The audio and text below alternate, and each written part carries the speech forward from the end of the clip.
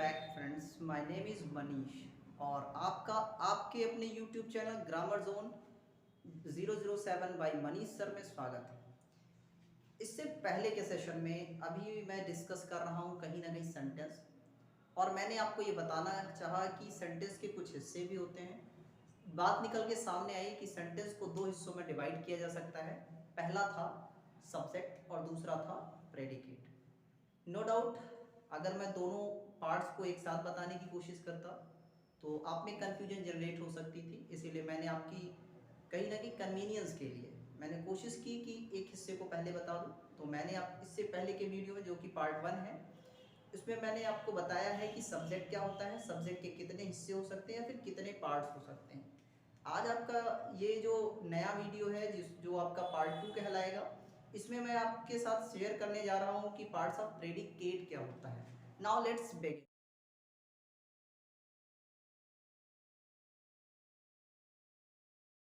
Parts of predicate. इससे पहले subject के सारे पार्ट्स के बारे में डिस्कशन हो चुका है। ये आपका पार्ट 2 है, जिसमें केवल और केवल पूरा फोकस जो होगा वो प्रेडिकेट पर होगा। आप ऐसे समझ लीजिए कि एक सेंटेंस जो होता है वो उसका एक स्ट्रक्चर है, और उस स्ट्रक्चर को पहले देखिएगा तो आपको क्लियर हो जाएगा कि सब्जेक्ट क्या होता है और प्रेडिकेट क्या होता है। पहले मैं उस स्ट्रक्चर के बारे में डिस्कस कर लूँ।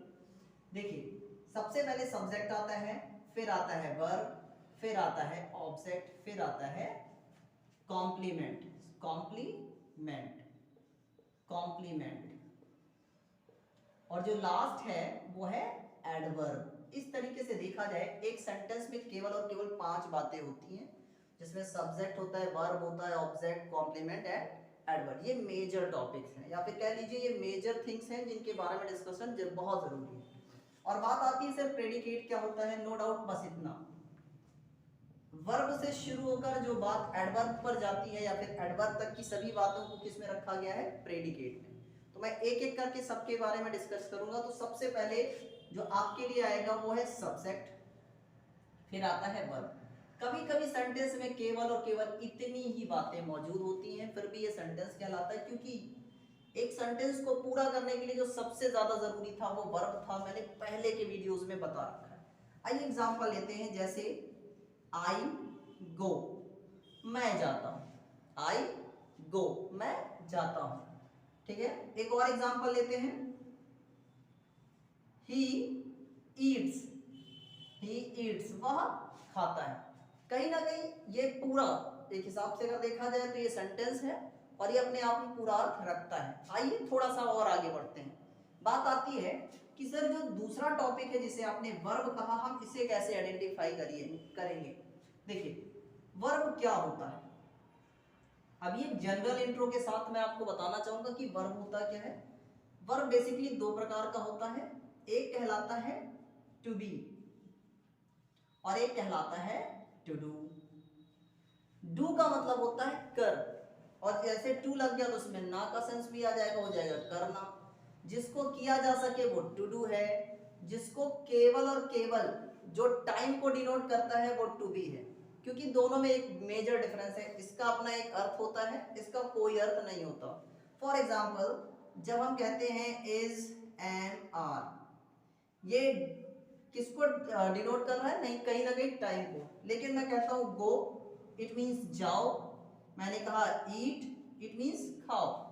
कहीं ना कहीं इसका अपना एक अर्थ है और इसका अपना कोई अर्थ नहीं है। केवल ये केवल किसको डिनोट करता है, टाइम को। लाइए आगे बढ़ते हुए मैं आपको बताता हूं कि आखिर इन दोनों में मेजर डिफरेंस है तो सेंटेंस पर इस पे क्या इफेक्ट पड़ेगा। आप ऐसे समझिए, जो सब्जेक्ट होता है उसके बाद आता है वर्ब। अगर ये टू डू वाली है, अगर ये टू डू वाला वर्ब है तो ही अपने बाद क्या रख सकता है, ऑब्जेक्ट। क्योंकि इसका एक बहुत बेसिक सा फंडा है। अगर वर्ब से क्या लगाकर पूछा जाए, आंसर मिल गया तो ऑब्जेक्ट कहलाएगा। किसको लगाकर पूछा जाए, अगर आंसर मिला तो भी वो क्या कहलाएगा, ऑब्जेक्ट। एग्जांपल लेते हैं, जैसे आई बॉट, आई बॉट, मैंने खरीदा। क्या खरीदा, ए हाउस, ए हाउस। मैंने क्या खरीदा है, घर खरीदा है। तो नो डाउट इसने क्या का आंसर दिया है, तो भी ये क्या कहलाएगा, ऑब्जेक्ट। एक और example, she loves me, she loves me. अगर आप इसमें यही प्रश्न जो ऊपर लिखा था क्या, तो ये आंसर ठीक से जनरेट नहीं कर पाएगा। लेकिन अगर मैं इससे पूछूं किसको, वह किसको प्यार करती है, तो नो डाउट आंसर आ रहा है मुझको। तो जो ऑब्जेक्ट होता है उसका आंसर क्या और किसको, वो भी किस में लगाकर, टू डू वाली क्रिया में लगाकर अगर प्रश्न किया जाए तो आपको पता चलेगा। तो जो मिल रहा है वो क्या है, ऑब्जेक्ट। लेकिन अगर ठीक से देखा जाए तो आपको दो बारीक चीजें दिखाई दी होंगी। एक ये कि ऑब्जेक्ट भी दो प्रकार का होता है।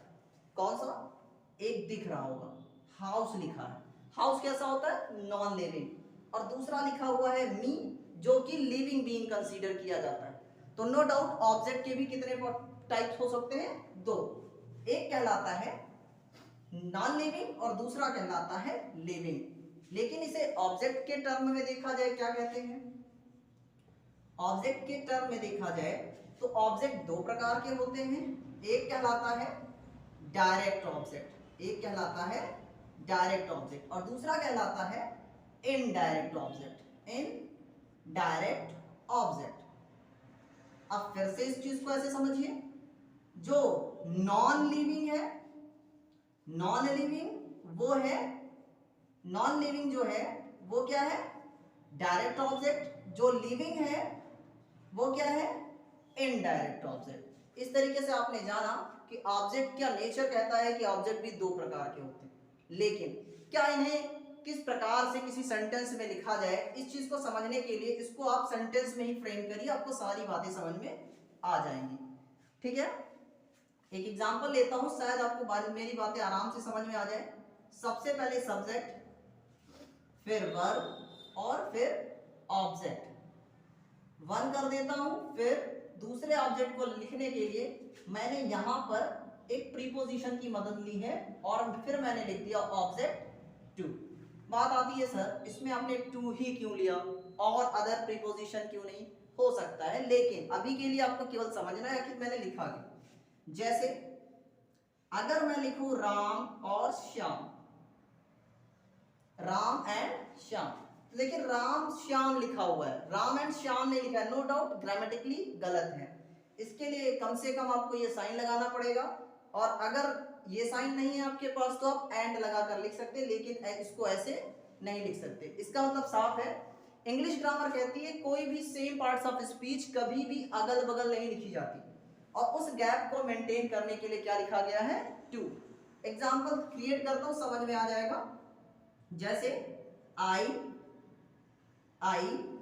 gave a book to him। No doubt आपने प्रोनाउन पढ़ा होगा, हिम लिखा है, हिम कौन सा केस है, प्रोनाउन में ऑब्जेक्टिव केस कहलाता है, नो डाउट ये ऑब्जेक्ट है। और मैंने दिया उसे, क्या दिया है, एक किताब दिया है, किसको दिया है, उसको। तो आप देख पा रहे होंगे कि ये जो ऑब्जेक्ट है ये डायरेक्ट ऑब्जेक्ट है। अगर इसको भी ऑब्जेक्ट की दृष्टि से देखा जाए तो ये कौन सा ऑब्जेक्ट होगा, डायरेक्ट, और इसको आप क्या कहेंगे, इनडायरेक्ट ऑब्जेक्ट। ठीक है, एक और एग्जांपल लीजिए, he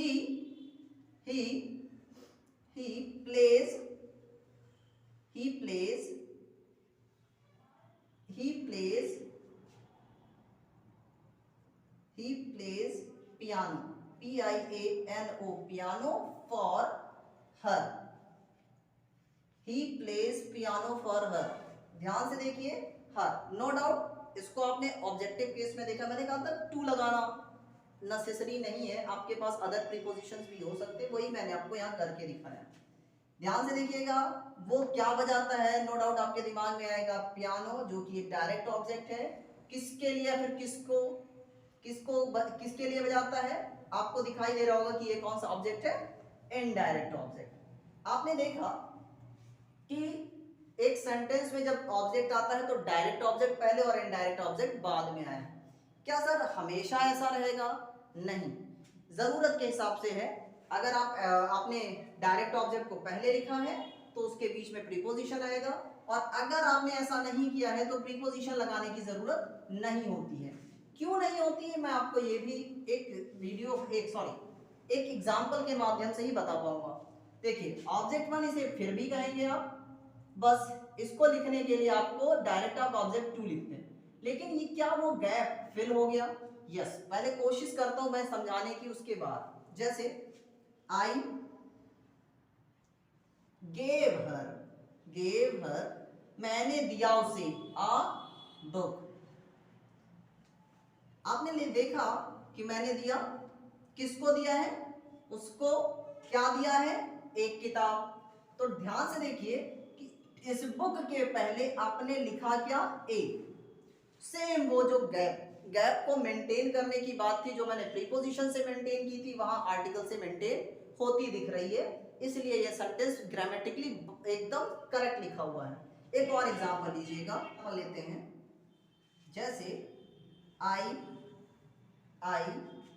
send him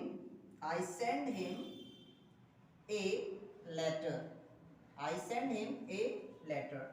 no doubt जो गैप था, जो प्रीपोजिशन का गैप है, उसे आर्टिकल फिल कर दे रहा है। इस प्रकार से अगर कोई पार्ट्स ऑफ स्पीच इस दूरी को फिल कर दे रहा है तो सेंटेंस एकदम सही रहेगा। ठीक है, फिर आगे बढ़ते हैं। आपने जाना कि ऑब्जेक्ट होता है, क्या ऑब्जेक्ट के बाद भी कोई चीज होती है? Yes, no doubt. ऑब्जेक्ट के बाद आता है कॉम्प्लीमेंट। सब्जेक्ट आएगा, वर्ब आएगा, ऑब्जेक्ट आएगा, कॉम्प्लीमेंट आएगा, कॉम्प्लीमेंट। अब बात आती है सर ये कॉम्प्लीमेंट क्या होता है? कॉम्प्लीमेंट बेसिकली दो चीजों से मिलकर बना है, प्रीपोजिशन प्लस नाउन। जैसे I bought a football, a football. I bought a football from market. I bought a football from market. ध्यान से देखिएगा, कंफ्यूजन नहीं होना चाहिए। वर्ब की अगर बात करें तो आपने देखा बॉट लिखा हुआ है, क्या खरीदा? एक फुटबॉल। किसको? क्या कोई आंसर मिल रहा है? नो डाउट कोई आंसर आपको सुनाई नहीं देगा। लेकिन अगर ये पूछा जाए फुटबॉल कहां से खरीदा, तो आपको मिलेगा आंसर फ्रॉम मार्केट। देखिए कॉम्बिनेशन दो चीजों का आराम से मिल जाएगा, प्रीपोजिशन प्लस नाउन का, यानी कि ये बात क्या है? कॉम्प्लीमेंट है। ठीक है, और एक एग्जांपल क्रिएट कर लेते हैं, जैसे दे want justice, JUSTIC, they want justice from court। वे न्यायालय से क्या चाहते हैं? न्याय चाहते हैं। क्या चाहते हैं? न्याय। नो डाउट ये ऑब्जेक्ट है, और यहां पर आप देखिए एक नाउन को किसके साथ लिखा गया है? प्रीपोजिशन के साथ, जो कि क्या कहलाएगा? कॉम्प्लीमेंट।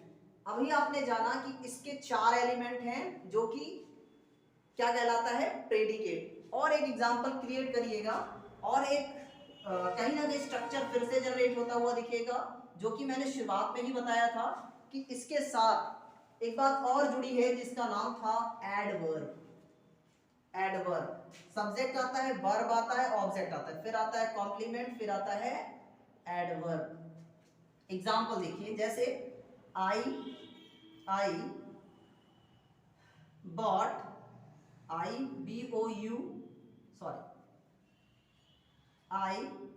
sell flowers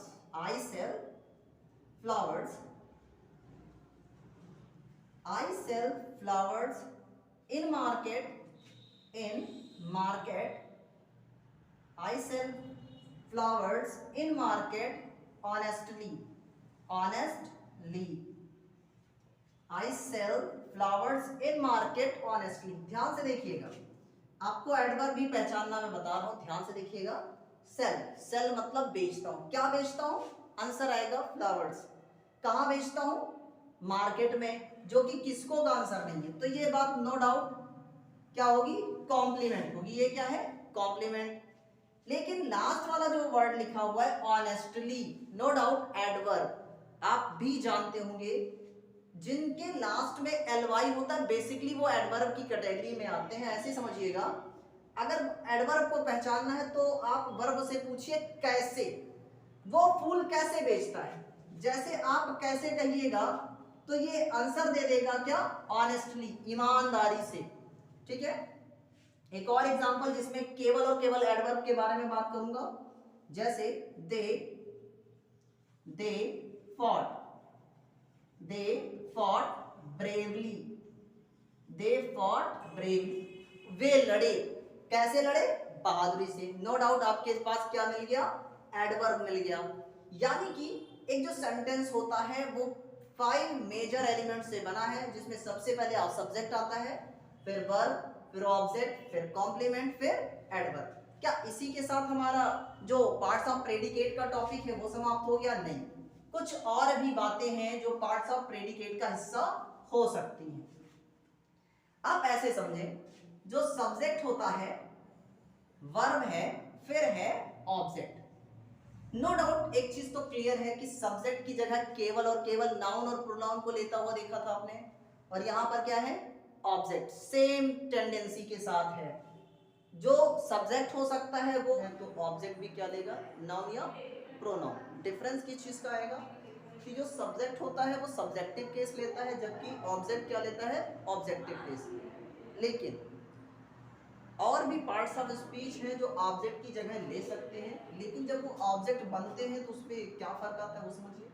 जैसे जब हम किसी वर्ब को ऑब्जेक्ट की रूप में रखते हैं तो उसे नाउन बनाकर ही रख सकते हैं। फॉर एग्जांपल, अगर मैं यहाँ पे क्या कर दूं, जीरण, जीरण मैंने आपको बताया था, जीरण क्या हो सकता है, सब्जेक्ट हो सकता है। नो डाउट अगर जीरण नाउन है तो ये ऑब्जेक्ट की भी जगह ले सकता है। For example, I like writing, I like writing, मुझे क्या पसंद है, राइटिंग। इसका मतलब साफ है कि राइटिंग भी क्या हुआ, एक ऑब्जेक्ट हुआ जो कि जीरण के फॉर्म में है। अब ये बात वर्ब नहीं रही, क्या कहलाती है, जीरण। एक और एग्जांपल लीजिएगा, he loves dancing, he loves dancing। ठीक है, इसका मतलब साफ है कि अगर हमें ऑब्जेक्ट की जगह लेनी है तो जो पार्ट्स, जो दूसरे पार्ट्स ऑफ स्पीच है, अगर वो भी आते हैं तो किस फॉर्म में है, नाउन के फॉर्म में आने चाहिए। एक और एग्जांपल चलिए देखिए, जैसे एक स्ट्रक्चर और बनता है, सब्जेक्ट आता है, वर्ब आता है, फिर ऑब्जेक्ट आता ही है। उसमें यही जैसे मैंने आपको पढ़ाया था कि साफ है, जब जो बात सब्जेक्ट हो सकती है वो ऑब्जेक्ट हो सकती है। तो जीरण हो सकता है तो नो डाउट इन्फिनेटिव भी हो सकता है। इन्फिनेटिव, इन्फिनेटिव क्या होता है, जब आप वर्ब से पहले टू लगा देते हो तो उसी को इन्फिनेटिव कहते हैं। अर्थ ना के सेंस में लिया जाता है, पहले वाले पोर्शन में आपको मिल जाएगा। देखिए फॉर एग्जांपल, जैसे I like to play, I like to play, I like to play. He wants to go, to go का मतलब जाना, क्या चाहता है वो, जाना चाहता है। इस प्रकार से आपने देखा जो ऑब्जेक्ट है वो नाउन के फेज में होना चाहिए, चाहे वो सब्जेक्ट हो या फिर ऑब्जेक्ट हो। एग्जाम्पल को जब सारी चीजों को क्रिएट कर लिया जाएगा तो आपको पता चलेगा जो ऑब्जेक्ट हो सकता है वही सब्जेक्ट की रूप में भी होता है। जो पार्ट्स ऑफ प्रेडिकेट की टर्मिनोलॉजी है मैंने कंप्लीट कर ली है, और आपको होप्स हो कि आपको ये सारी चीज़ें पसंद आई होंगी, और आप जो कंफ्यूजन होता है कि सब्जेक्ट क्या होता है, प्रेडिकेट क्या होता है, ऑब्जेक्ट क्या होता है, किस प्रकार से आइडेंटिफाई करते हैं, ये सारी चीज़ें आपको समझ में आ गई होंगी। और मैं आशा करता हूँ कि आपको ये वीडियो पसंद आएगा।